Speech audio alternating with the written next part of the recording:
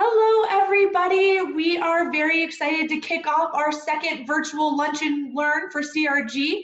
On this one, we're talking about how COVID has really impacted the supply chain and what we can expect in the coming months.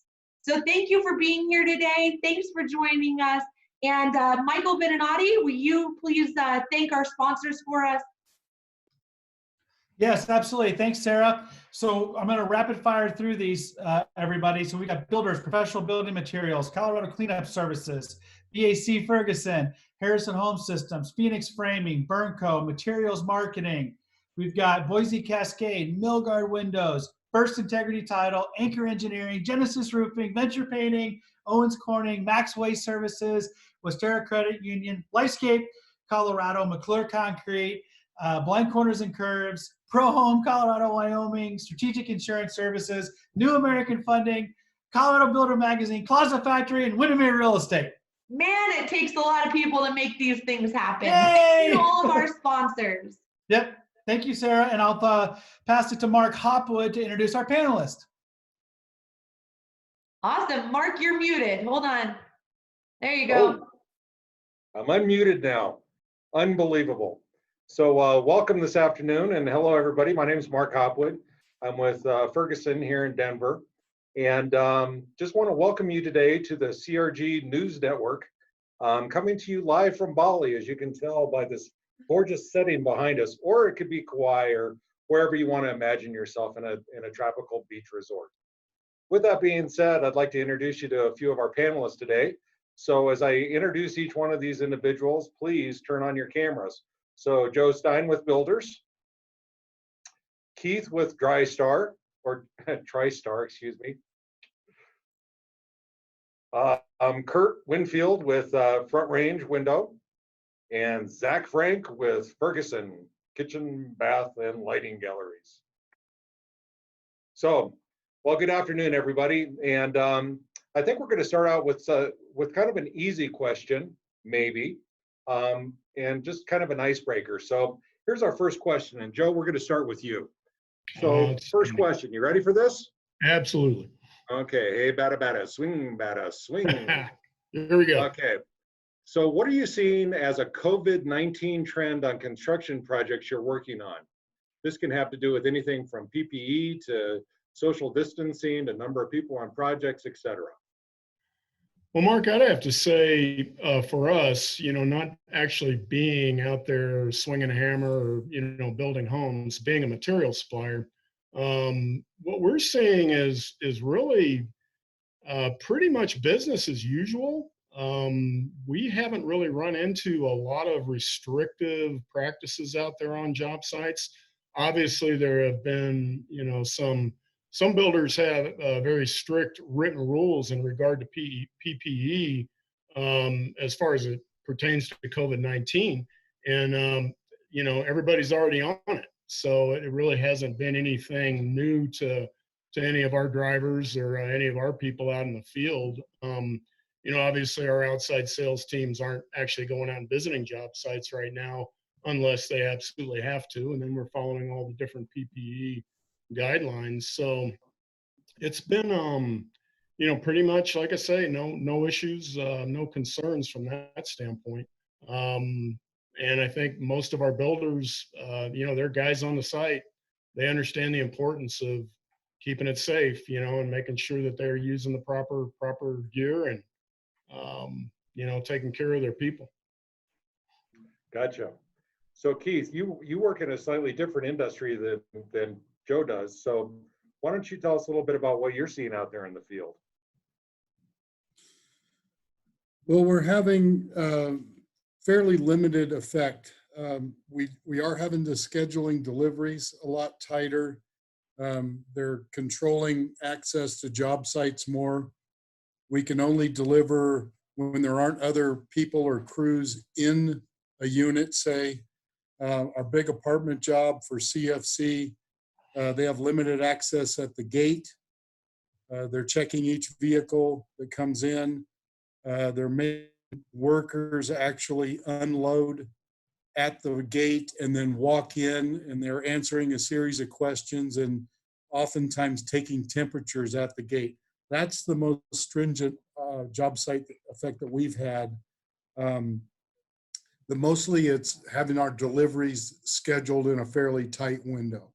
That's mostly what it's affecting us with. Gotcha. And Kurt, how about you? I think Kurt's muted. There we are. All right, operator error. Thanks for that. What we're really seeing is reflecting what Keith referred to on the larger the job site, the more, commercial, the more restricted it is. You have to, deal, just like any site, with more PPE and safety, and COVID's no different from that. The smaller projects, these scrape projects, infill type of thing, there's really been no difference from pre-COVID, other than you'll see, fewer people on the site than normal, but that may just be due to the number of people being able to work on a site in a given day, or that want to be out there. So for right now, it's been business as usual, getting people to comply, of course, and seeing other trades people, or once you're inside a house, not having them comply has been a little frustrating as far as what I've seen, as far as how they're working close, but it's really, those are one-offs compared to like a production builder job site. So that's kind of what I'm seeing. Gotcha. And Zach, not last but not least. Thanks, Mark. I would pretty well echo what everybody else has already said. I mean, as a supplier, but also as a subcontractor, we do a little bit of both in our business with the installation of appliances. And really, we're seeing that the social distancing has kind of slowed jobs down just a little bit, with only being able to have a couple or one trade in many cases in the house at a time. It's made it a little bit more challenging. And as Keith mentioned, the scheduling has become much more on point and had to be on point so that we make sure that we're at the job sites at our designated time to make sure that we can get our job done and get out of there. The biggest thing also making sure that we have the proper PPE, because we are not going to be the reason that a job site gets shut down. that would be the most horrible thing as far as we're concerned. We are essential and we want to remain essential as a business.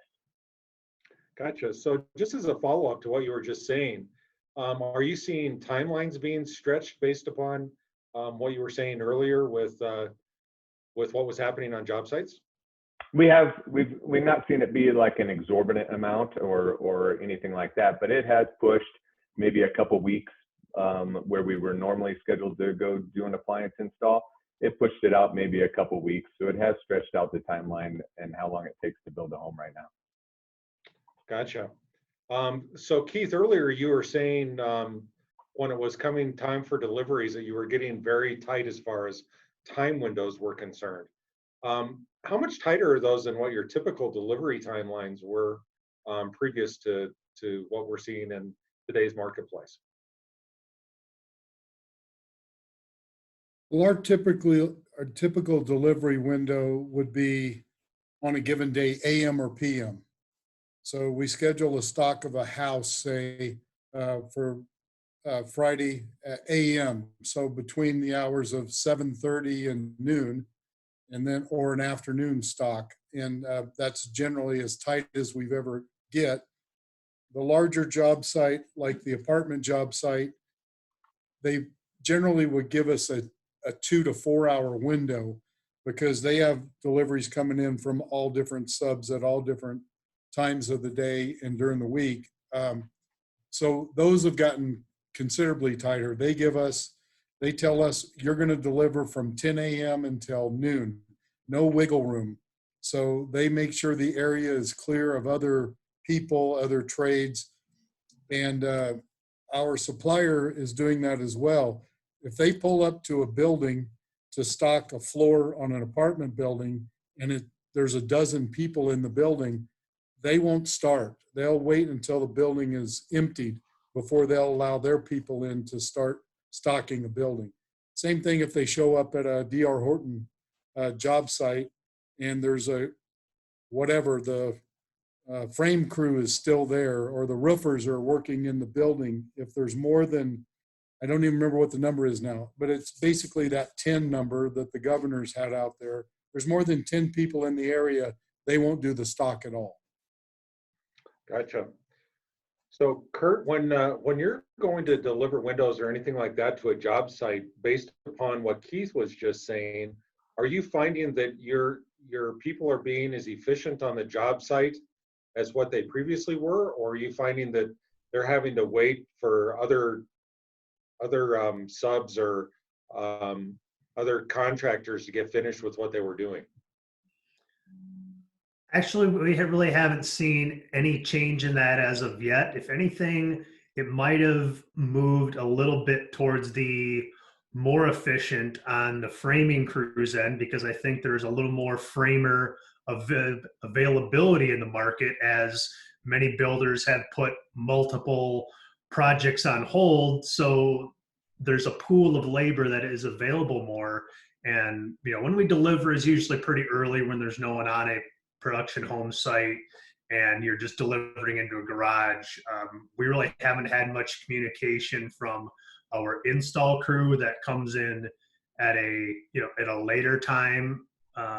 but there it's only 2 to 3 people that, are working spaced apart, and we're kind of at a break in construction when there's usually not a bunch of other trades on top of us in the homes, especially right now. So from that standpoint, other than just the general reduction in volume, we have not had that much of an effect actually on our job sites.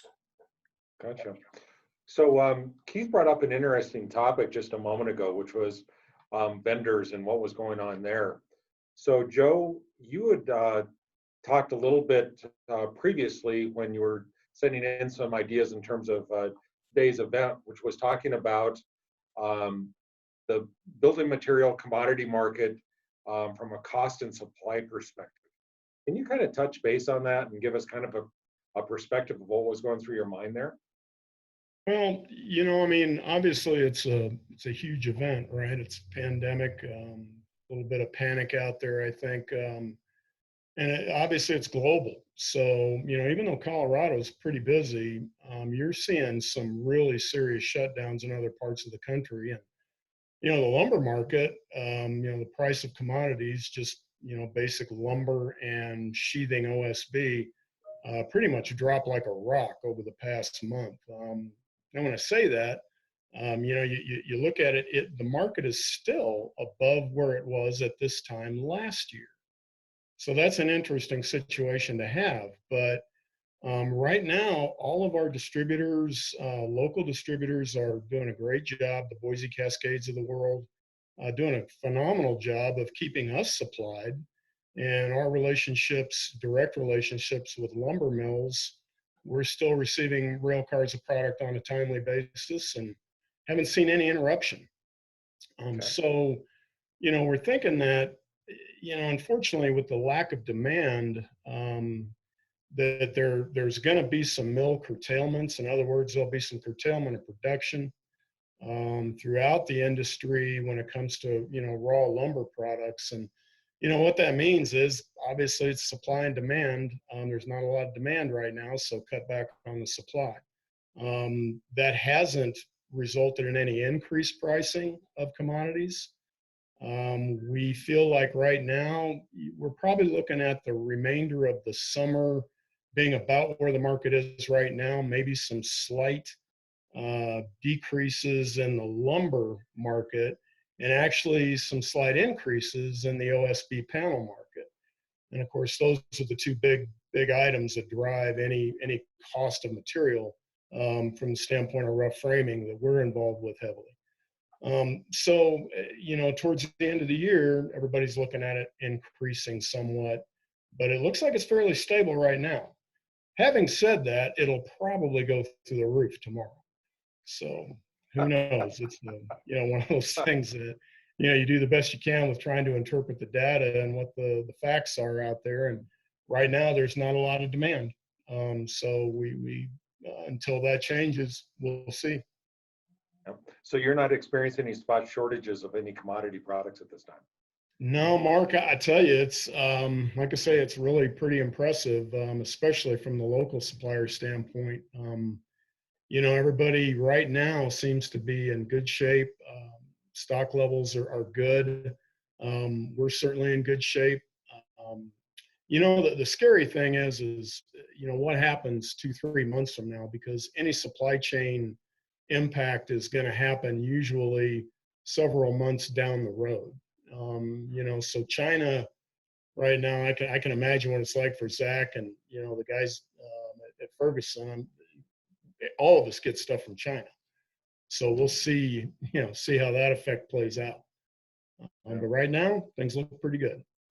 So yeah, we're kind of in the same boat as Joe, or along those same lines of what Joe is thinking, that, yeah, definitely we're looking at a couple months down the road. Everybody that had a factory shut down or something of that nature because of whether they had a COVID-19 case in their factory or whatever may have happened, they did shut down some factories, but had ample stock at the time that they did, right? So we're looking and trying to stay on top of it as much as we possibly can, because it's even down to, well, the plastic tub dishwasher was the line that had to be shut down in this factory, but not the stainless steel tub dishwasher. So not being able to say that just dishwashers aren't available, but specific SKUs even to the SKU level is going to be a challenge, I think, for us in the coming months. But I think we have a good handle on who closed what, and I think that we should be able to weather that pretty well.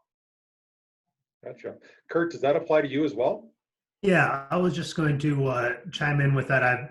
I've based on this meeting, I've talked to a few of our different window company suppliers, and have kind of got a read from what they would like to do. Many of them have had to lay off some of their plant employees just based on what they see in the pipeline, especially the ones that are more Midwest and East Coast based.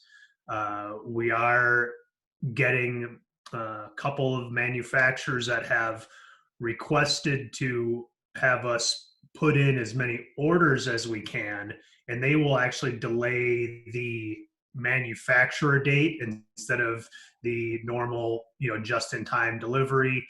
I think they want to anticipate their pipeline demand through the summer so they can make business decisions on people, products, where things are. I think they're wanting to look further down the road with what we have, so that they don't have a huge bubble when, what we all hope for is the gradual opening up of businesses do not have an adverse effect on people's health or our situation, and we're able to ease into a normal instead of shock back into a normal. So that's kind of what I'm hearing, and I think how we're also reacting to the current situation. So Keith, from the drywall side, do you have much of an issue with this?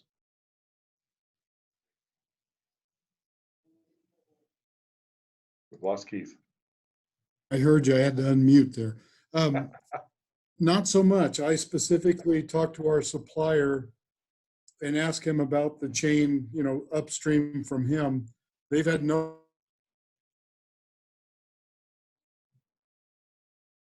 We lost you. You're back on mute. The lines running, everything's been running on a normal schedule for them. So as of now, that we're not having any issue at all. The supply yards in Denver, as far as drywall materials are concerned, are just fine.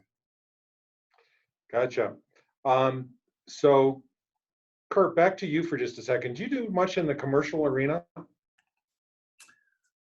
We do a small percentage of our work in commercial. About 80% is what we do is in new residential. We don't have any large projects going right now on the front end. The ones that are on the back end, as far as that take the screen and service portion of it and the reglazing portion of the business, they're being very restrictive with how we get access to the site, how, the number of people that are on the site. The example would be the, large Saunders project at the old hospital on Colorado that has a very restrictive on and off policy, and most of it is being pushed off until, they just don't want people unless it's emergency need. They don't want extra people on their site right now. Okay. With that being said, let me tee this up to the group. This came from Sandra Weeks. This is one of the questions that came across. Do you see a difference between commercial versus residential construction, especially as it pertains to material availability and cost impacts? Anybody want to field that one? We do a fair amount of, multifamily and, some commercial supply. I don't think it's really a difference for us in regard to the material availability. It certainly seems like the commercial and multifamily projects that we have in the pipeline are very solid right now, and they seem to be moving forward on schedule. So from that standpoint, that money's pretty much out there in play, and we got to keep going, and so do they, obviously. But so the residential side of things, production obviously is off. Everybody's kind of pumping the brakes. But our independent builders seem to be doing pretty well. I mean, they're moving forward with their projects. So again, I mean, it's great to be in an essential industry in a great market like Denver Metro. So Gotcha. that's what we see. Zach, do you see any differences in your business? We don't really. I mean, the projects are pretty well humming along, kind of like Joe said. Everything is pretty well continuing to go as an essential business. We don't ship a lot of different products into residential or commercial. Most of the stuff is the same type of product. When we're buying in large bulk like we are, and sometimes it can be a little bit of a struggle, but we haven't seen any real hiccups to this point. Gotcha. So here's a question for the entire group. So anybody who wants to take this one on, feel free. So one of the things you mentioned just a moment ago, Joe, was what's going on with the business climate in construction and the demand sequence in terms of what's happening, whether it's from mortgage lending, people not being able to get loans, people being laid off, not being able to buy, and how that's impacted the construction environment. What do you see right now from a business climate that you think is going to transcend in the Denver economy from Q3 of 2020 through Q1 of 2021? You think we're going to see a significant rebound in terms of construction projects? What's your take on that? Still a lot of demand out there. The whole financial impact on people losing their jobs or getting furloughed or money that they've been saving to buy a home. Obviously, that's a big question mark. But just near term, really looking out 6 months, and I think that's kind of what we're focusing on is the 6-month projections. That economic forecast from what we're hearing is fourth quarter could be extremely busy, especially for us here in the Denver market. And that would obviously carry over into first quarter of 2021. The stuff that's in the pipeline now that, is being delayed a little bit. If we can see those signs of life back in the economy and people start having the confidence, you're going to see somewhat of this is our thought anyway, you're going to see a lot of that jam into fourth quarter. It's going to make things pretty interesting as far as being able to, take care of the business. So we got to be prepared for that. Zach, what are you seeing? There certainly is a big question mark there as far as the third and fourth quarter. We're seeing a lot of remodel has halted. Now, I don't know if that's going to build a bigger demand for remodel, if that's just going to push remodel projects off. When people are laid off, obviously they don't have the income to be able to support that remodel project that they were initially planning on doing, right? So is that just going to push into being done at a later time, or what's going to happen there? I think that some of it will be a push. I've heard a lot of home builders in the marketplace still saying that they're very bullish on the Denver market, that there was a shortage of homes going into the market or into the COVID-19 crisis, and coming out of it, there's still going to be a shortage of homes. And like Joe said, demand does still stay very high. Yeah. I feel like we're seeing, if any of you have talked with Devin Bundy at McClure Concrete, he's a front end guy and a good barometer for what our production is going to be, say 60 to 90 days out. A lot of the single family home builders have curtailed their spec starts. So that for Devin was 30% of his work that basically went away. They're continuing on contracted work.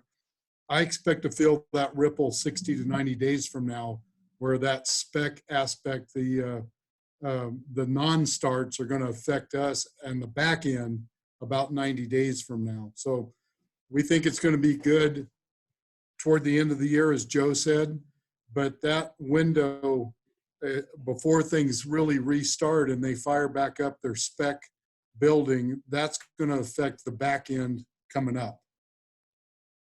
Gotcha. Kurt, do you have anything to add to that?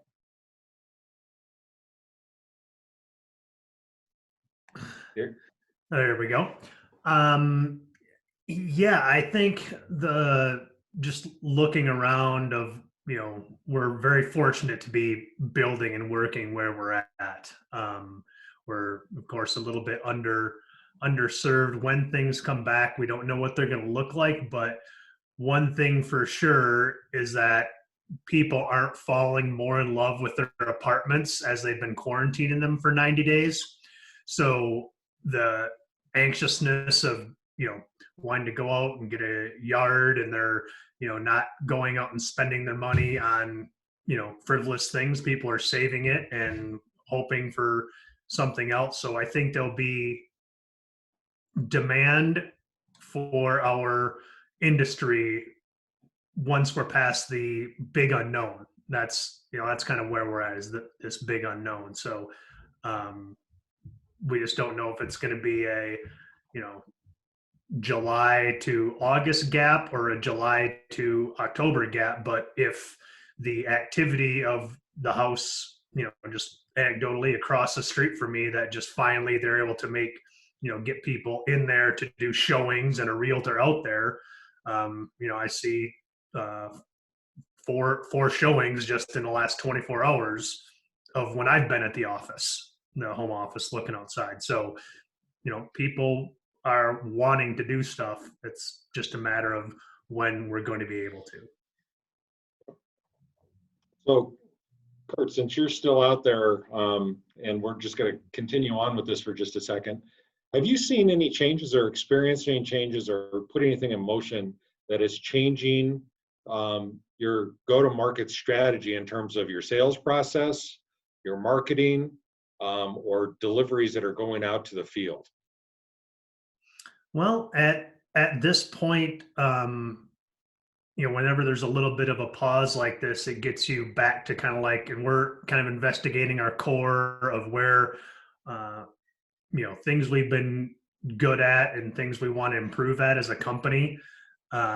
So something we're doing, I think we'll end up doing a little more follow up and prospecting on our, to build on some of the successes we've had and revisit projects that maybe we haven't looked at before, maybe into residential remodeling if we have to go into that route. But I think in general, our sales process, I think what we've all learned is that we can communicate more not in person, but in person via a Zoom call, where instead of texting or holding up a set of plans or taking a look at something, you can FaceTime what the status of a project is or what you mean, and have more of a interpersonal interaction with someone very quickly.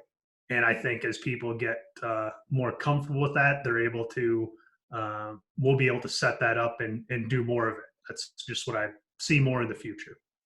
You can conduct business from Kauai. So Joe, how about you? Same question. I don't really think we're doing anything totally different as far as, the sales process. I think, there's, like Kurt said, you probably have a little more time to kind of look into your business and work on your business instead of in your business. A lot of phone calls, a lot of reacquainting with people maybe we haven't heard from in a while, just to make sure that everybody's okay and everybody's, still in the game, I guess. As far as the virtual aspect of being able to communicate with our customers, being able to do a pre-construction meeting virtually, getting our truss designers, for instance, involved with that, and being able to, look at the three-dimensional plans, building plans and truss plans, and go through it in a format like this. I think we're all finding out, man, why didn't we do this sooner? The efficiencies are so great. Just I don't think anybody's really realized how much this can be a benefit. I think we're certainly looking at it as being something that gives us the opportunity to really dial into projects and hopefully make things go more smoothly from the get-go, because it's just so much more efficient. You don't have to worry about getting everybody together and dragging them into the office. Do it just like this. So hopefully we'll continue to get better at this. So Keith, are you experiencing that same thing? Well, we don't do a lot of marketing per se. We don't sell to a customer. We sell to builders. So our marketing is a little bit different. Sure. But we participated in a lot more of these virtual meetings. And I'm a bit of an old dude. I've done a half a dozen of these in the last month, and I'd never done one before. So it's a good learning experience. It's a good tool. I think we'll be using this a lot more in the future. I think that we just did one yesterday. It was kind of a buyout meeting, so we could run through the scope of work and a set of plans. And everybody was in their own offices, and I think it worked out great. So I think that is something that could be a very useful tool for us going forward. It's still, in my mind, difficult to get a builder on the phone when you have questions. It's almost always an email with the younger group. And it's sometimes it takes such a series of emails or text messages to get one answer, where we could do it this way, face to face, and get that taken care of in 2 minutes. And that's something that I think we will definitely try to use going forward. Gotcha. Some things never change though, right? Trying to get a hold of the builder. So with that being said, Zach, I know that that your business model had to take some changes and had to do a few things differently. Can you bring everybody up to speed on what you're up to? Yeah, I did. With us being more of a brick and mortar showroom type of business and inviting customers into our buildings to be able to select products and things, it definitely changed. It was going from brick and mortar to overnight having to be virtual. And as we made that change and we started utilizing Microsoft Teams technology to be able to talk with our customers and share screens and walk them through our website and still be able to really do a pretty good job of providing a selection process for those homeowners that are building a home or remodeling a home, it became quickly very apparent that this was going to be something that's going to stick around, right? There will be an element of this in our future for a long time to come, I believe. And we talked about, this being a second home, and somebody that is living in Chicago that is doing a house in Breckenridge, for example, them being able to come in when they're in town and make the first set of selections, and then as changes need to happen, being able to pull up the screen and talk with them while they're sitting in Chicago rather than having to make a trip back into one of our locations to make some selections. So it has definitely helped to have that technology and to be able to provide that to our customers. It's been a great tool for us. Gotcha. Sorry, I had to shut my camera off there. I had to go drink a Mai Tai real fast. Nice. So a question came over just a moment ago that was talking about how we rely so heavily on materials that are supplied through China, and what does that look like from a supply chain as we look to the future? Is that something that you anticipate is going to be a problem, especially in light that there's some blame game going on between where Corona originated and some people believing that China's behind that, and something might happen with the US government in terms of posing restrictions on that? I'll open that up to anybody that would like to field it. Well, since I'm not on mute, I guess I'll go.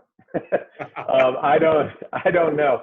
We've already seen some things, that haven't been directly within our business, but maybe on job sites where a general contractor is not able to get cabinets that have a certain hinge on them, right, that are coming out of China, and the hinge isn't available.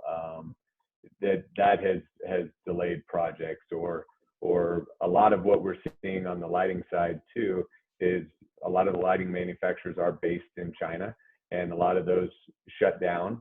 Some of them were dependent on if the manufacturer owned their lighting manufacturing plants, or if they didn't. And so it's very, very vague as far as what we're able to see, and being able to pinpoint anything directly to China. It's kind of tough. Sorry, Kurt threw me off when he put the golf course up there and got me off. Well, apparently he has a tee time at 12:40. I don't know. So since you're at the golf course now, let's tee that up to you, Kurt. What do you think? I think I don't want to make this into a political argument or political discussion, even though, of course, everything is and will be continue to be political. I don't think our markets, because we don't really deal with anything that comes out of China much, that's kind of high-end Windows thing. So it's sort of something that I'm not as familiar with. I think everything as consumers and people will be more aware of the products they're selecting that goes into a home. So that would definitely be more in Zach and Ferguson's world, and other finishes, whether it's tile or other interior products that probably have more of an effect on that. So can't really add anything productive to that, I don't think. Gotcha. So Joe, got a quick question for you. One of the Yes. things that came up as a question earlier, has anybody experienced an increase in terms of order cancellations or flat demand, or maybe even increased sales recently due to COVID-19? What are you seeing? Can't really say there's been any increased sales. There for a while, there was some folks that were like, when it first became serious, we had some people wanting deliveries moved up a couple of weeks in advance of when it was scheduled, just because, hey, governor shuts down the economy here. We're not going to be able to get this thing taken care of, by our contract date. So we did see some of that, but that, that abated once we became an essential industry, and there wasn't any threat to our ability to take care of our customers. As far as cancellations, really it's just been really our production builder base that, is playing it very, very cautiously right now, I think, and probably very wise to do so, just to kind of see how things go, especially the ones that are publicly traded. I can only imagine the pressure they have. But, really for us, we haven't seen a lot of cancellations flat out, more along the lines of, not no, but not now kind of thing. So we're still looking at those projects, hopefully, coming through, and, and like I say, for the most part, most of our multifamily and independent builders are rolling forward. So it's a lot of concern and cautious optimism from me, but I'll call it very cautious. Gotcha. So Keith, one of the things that Joe was just saying, that they weren't canceling, but there was a little bit of push off. Are you experiencing the same thing on your end? Not really. We had one builder that closed their job sites for 1 week, kind of after the governor's first kind of tightening of restrictions. And they kind of wanted to do a step back and evaluate their processes in the job site. They were closed for 1 week and they opened back up, and it's been full speed ahead for them since then. Everybody's taking site precautions, but we've had nothing delayed really at all so far. Like I said, I think that's going to come for us 60, 90 days out, where these starts, we're seeing, as I said before, it's going to be those spec starts that got pushed off that are going to affect everybody a little later in the summer. And I would agree with Keith on that. I think that that's definitely for the new construction side of things. That is definitely something we're interviewing most builders about is, hey, how are your starts going? It used to be, how are your closings coming along, right? And are your job sites still functioning? And has anybody been closed down yet? Now it's shifted to, well, how many starts have you had in the last month since this hit, right?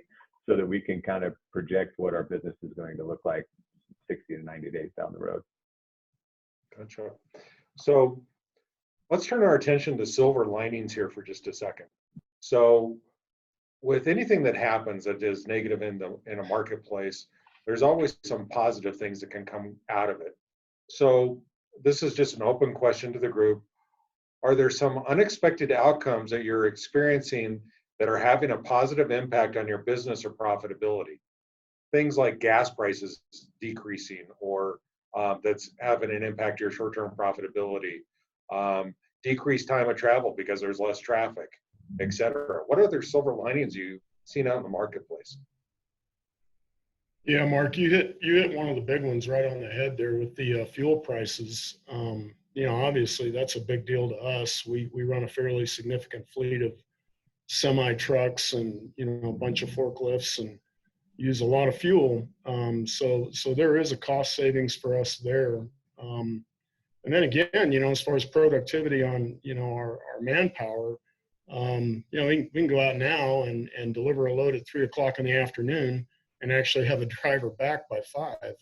And when things return to normal, that'll be more like might get back by 7. So we're I guess somewhat appreciative of that benefit. But the other thing I think too is the silver lining here is what Keith referred to earlier. I mean, this has really given us all, I think, an opportunity to actually put these kind of virtual techniques and practices into use and to get good at it. Before when, you did it. We did virtual meetings in our company but maybe once a month, something like that. And we really didn't feel like, we don't need to worry about that. That's not a big deal. Now it's kind of like, hey, there really are some huge advantages here. So I think that's definitely going to play out to be a big silver lining for us. Gotcha. Kurt, any silver linings out there that you'd like to add?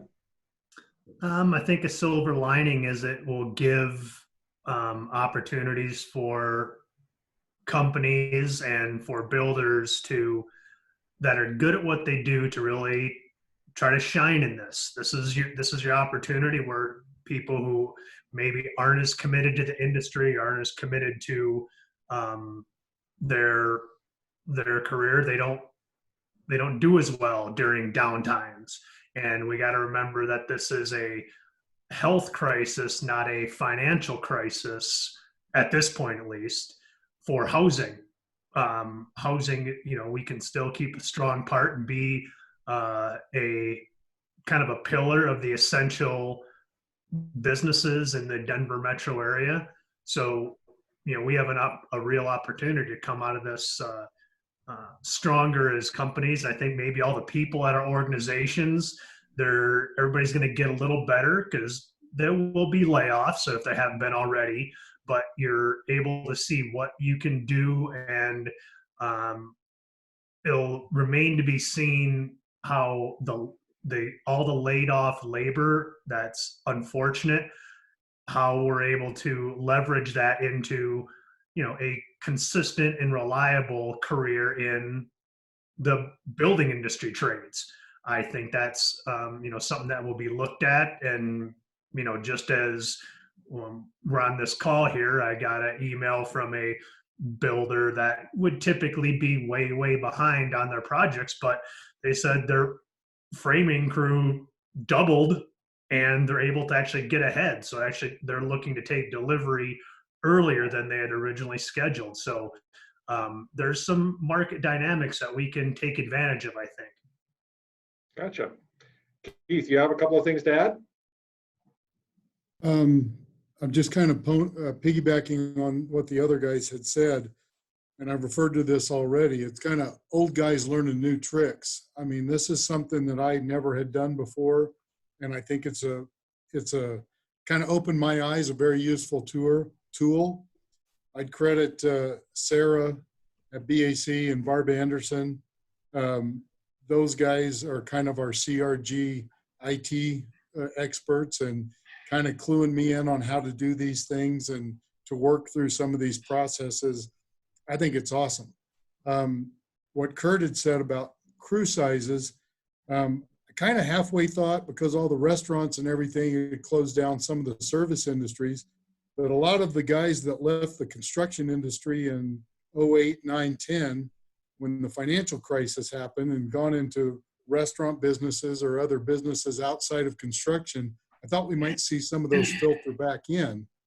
And we haven't really felt that so far, but we certainly haven't lost any people either. As far as there being a little bit cautious about job sites, I think that's prevalent with our people, but they're stepping up, taking the PPE precautions the way they should and continuing to work. So I think it's brought our crews and our supervisors maybe a little closer together. It's a lot more of a cooperative atmosphere out there. And in the office, we're rotating staff and everything. And so we're a little more dependent on the other guy to what he got done that day to make sure that I know when I come in the next day what he's done and how efficient things have been. I think that's working really well for us and helping us get better as a team. Perfect, thank you. And Zach, how about you? You seeing some silver linings out there in your business? Absolutely. I referred to it earlier, and all these guys have referred to it with the technology. There's definitely a piece to that. I think that on a personal note, it's helped me to not have to travel quite as much. So my family knows me a little bit better now, especially working from home. So that may be a good or bad thing. I'm not sure yet, but we'll see. We'll see what the outcome is of that down the road. Gotcha.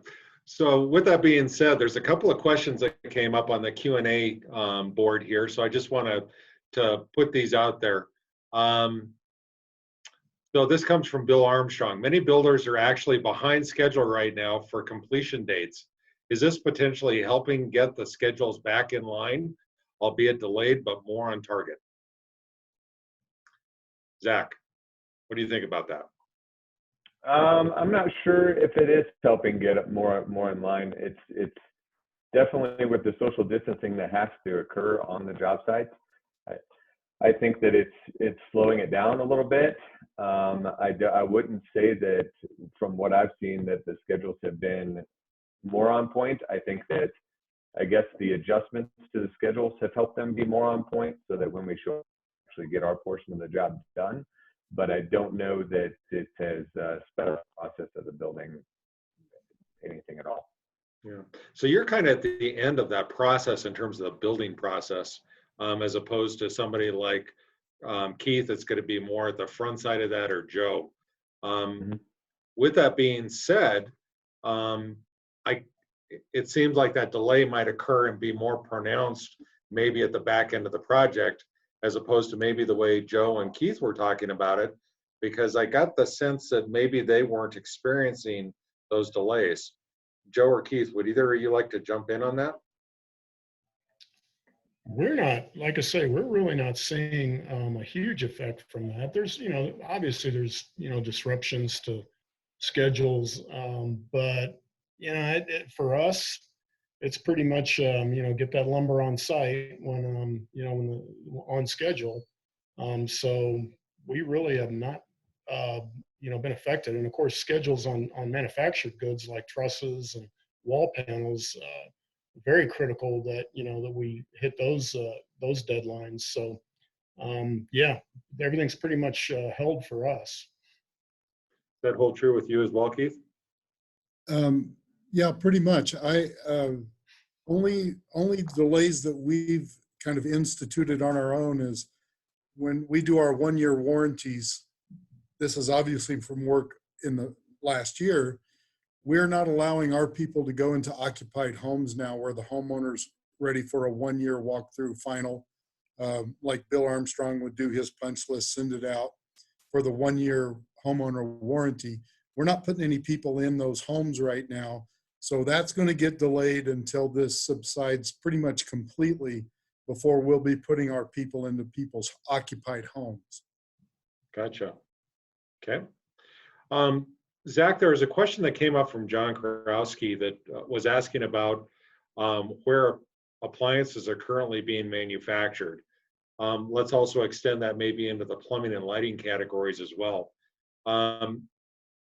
So with China being a supplier to, in some regards to those goods, the question is what percent of the supply chain is being affected by China in each of those product categories?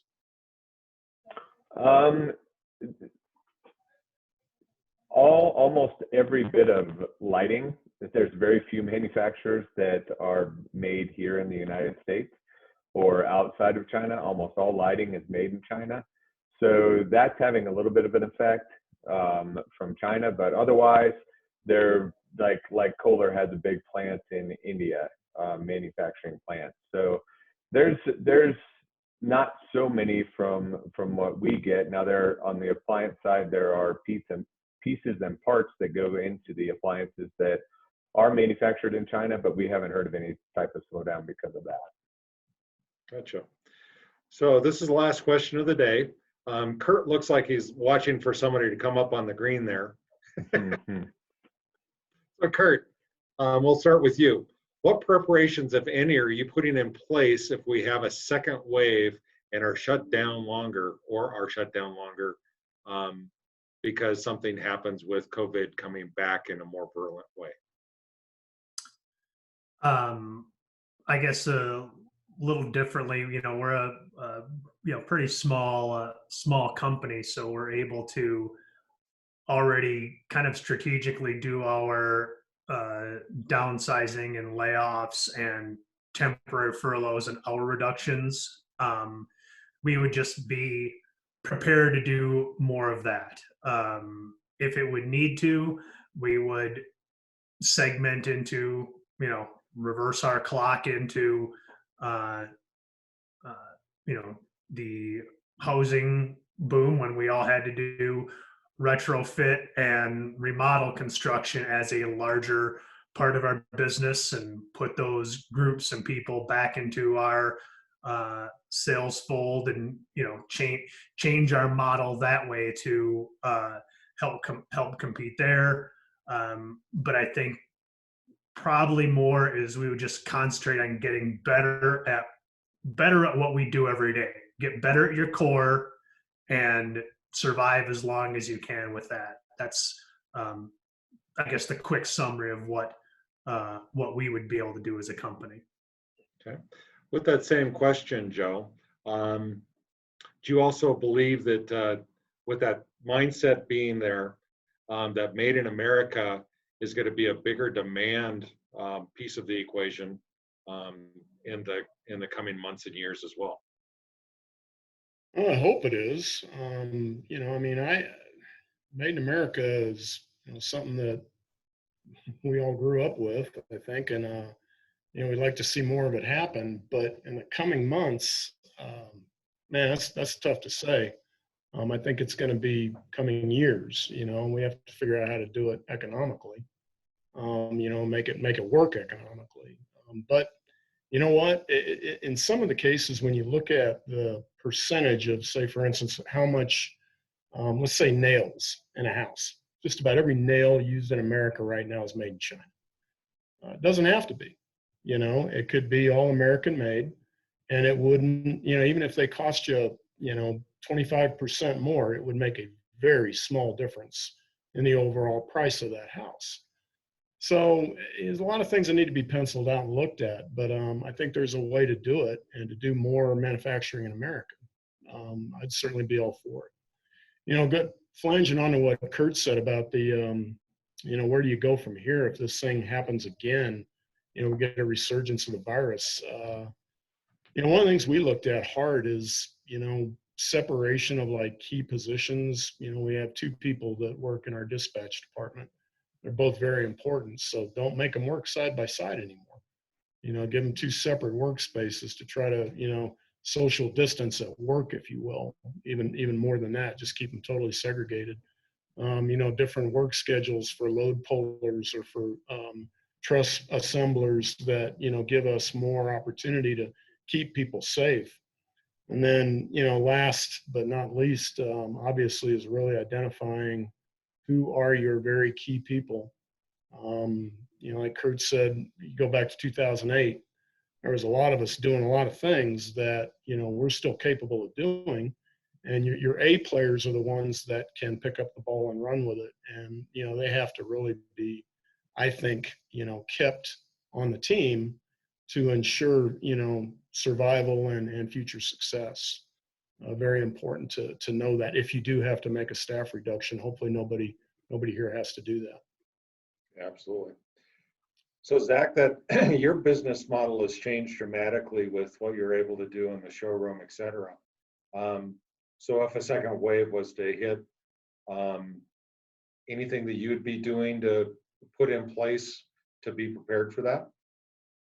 No, I don't think that there would be much that we would necessarily change from the aspect of having our associates work from home and using technology and doing all those things. I think that, it's an attribute to all of our associates within our organization, and what a great job that they did in being able to quickly mobilize and turn a brick and mortar location into a virtual business for the most part through these few months. So, or for this month, it feels like a year, but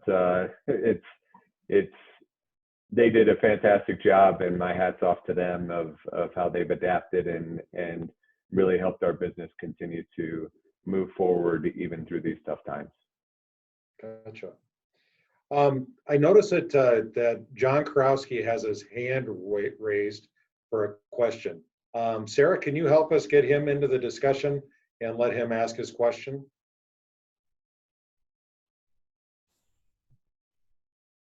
All right, John, you're unmuted. You just can ask your question.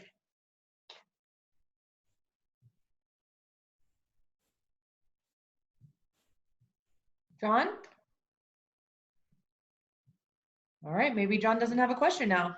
Okay, no worries. So with that being said, Keith, we didn't get you to chime in on that last question, which was what happens if we see a second wave? I'll make this really fast. How about just a quick 10 seconds? If this was a resurgence, the first thing that we're going to do is have more N95 masks on hand.